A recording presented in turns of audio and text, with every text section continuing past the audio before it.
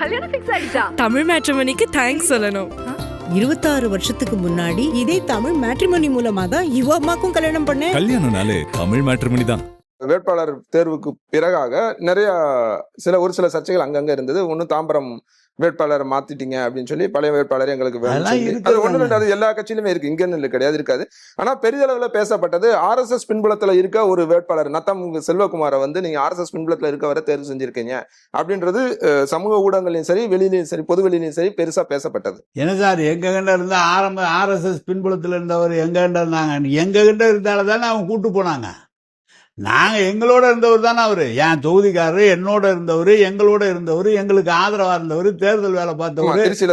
அப்புறம் அவரு போய் என்ன, அவருக்கு சேர்த்தா ஒண்ணு இல்ல, நாங்க சேர்த்தா RSS எப்படி?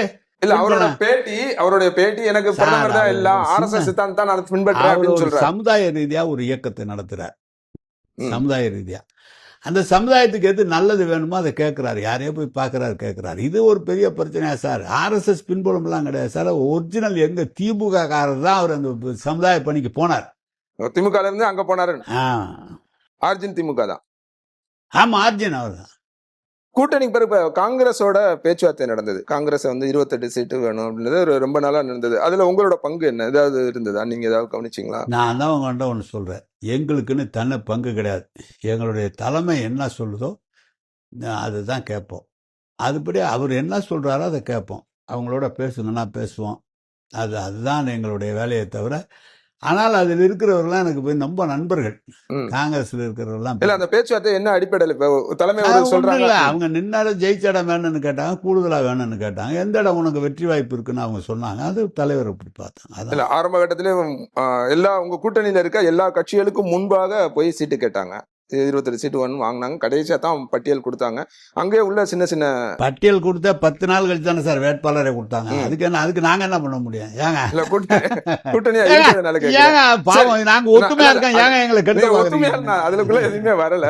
காங்கிரஸ்ல அவங்களுக்குள்ளே நிறைய முரண் இருக்குன்றத தாண்டி இன்னும் அவங்க கேளுங்க. நேத்து வரைக்குமே இந்த பிரவீன் சக்கரவர்த்தி ஏங்க இதெல்லாம் அவங்க பேச வேண்டிய பேச்சு, என்கிட்ட பேசுற பேச்சா இல்ல. அவங்ககிட்ட பேசுறத தாண்டி உங்க கூட்டணியில இருக்காங்க. அவங்க என்ன சொல்றாங்கன்னா, தாவேகா வந்து எங்களுக்கு விருந்தே கொடுக்குறோம்னு சொன்னாங்க. இவங்க வந்து எனக்கு ஒரு சின்ன தோசையை கொடுத்துட்டாங்க. அப்புறம் நான் விஜய் எப்ப எல்லாம் பார்த்தனோ எல்லாமே தலைமையோட விருந்து கொடுக்கறதுனால அவர் என்ன விருந்து கொடுப்பாரு? ஏங்க என்ன விருந்து கொடுத்துட போறாரு? நாம என்ன இல்லாமன்னு சொல்ல போறோம்? காங்கிரஸ் எந்த இடம் வெற்றி பெற்ற இடங்கள், அவர் கேட்ட இடங்கள் முழுவதாக அவருக்கு கொடுத்தார்கள். திமுகவில் நல்லா ஞாபகம் வச்சுங்க, ஏற்கனவே வெற்றி பெற்ற இடங்கள் அத்தனை இடமும் அவங்களுக்கு கேட்டது கொடுக்கப்பட்டது, விருப்பப்பட்ட இடங்கள் கொடுக்கப்பட்டது. அதை தாண்டி இப்ப பிஜேபிக்கு ADMK சீட்டு கொடுத்துருக்காங்க. கேளுங்க எந்த மாதிரி இடம் கொடுத்துருக்காங்க. எல்லாம் திமுக அமைச்சர் வெற்றி பெற்ற பெரு வாக்குகள் வித்தியாசத்தில் வெற்றி பெற்ற இடமா பார்த்து கொடுத்துருக்காங்க. அன்புமணி கொடுத்துருக்காங்களே, என்ன அவங்களுடைய வெற்றி பெற்ற இடங்களா கொடுத்துருக்காங்க? GK வாசனுக்கு லெப்டில் கொடுத்தாரு அப்படின்னு சொன்னாங்க. எனக்கு உண்மையை நான் பார்த்து தெரியாது.